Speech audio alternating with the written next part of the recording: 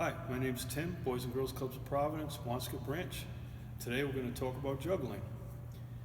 Juggling is when you toss and catch more than two things at a time. And juggling's been around for a really long time, at least 4,000 years. How do we know this? Because wall paintings of jugglers have been found inside the ancient tombs of the pyramids of Egypt. And that's a really long time ago, 4,000 years. So, what do you need to juggle? First of all, you need an object to juggle, a ball, okay? I wouldn't use a wiffle ball or a baseball or a tennis ball to start, because they will, when you drop them, and you'll drop them a lot, because this takes a lot of practice and patience. They will bounce away, they'll roll away, they'll be all over the place, you'll get very frustrated. And you don't want that. You want this to be fun. So, you can use something like a small orange, a small bean bag, something that's not going to roll away. All right, so to start, okay, the most important thing is to keep your wrists stiff. Okay, you don't throw it like a baseball, and you don't shoot it like a basketball where it rolls off the ends of your fingers. In fact, if you see the ball spinning, you're not doing it properly. Okay? So we're going to start with one ball. You pop it up in the air so it doesn't even spin.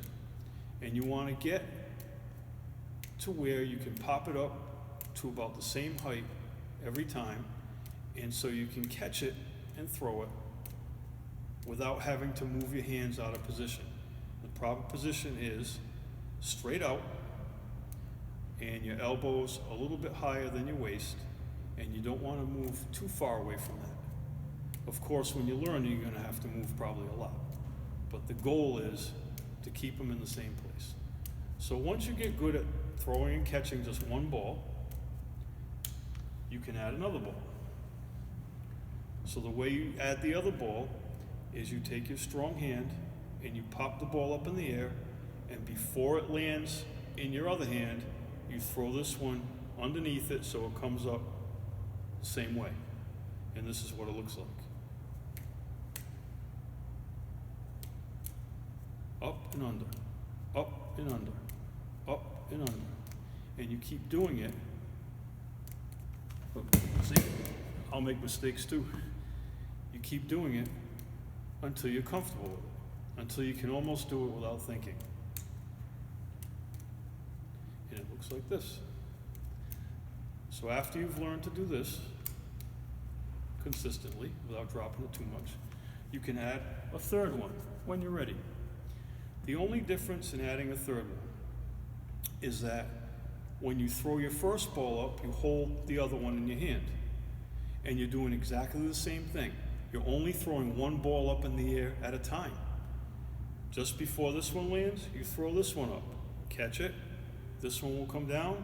Throw this one up before you catch it. So you're really only throwing one ball up in the air at the same time. You're just holding an extra one in your hand while you're doing it. And it looks like this. See, I need practice. There it goes. And this is what it looks like.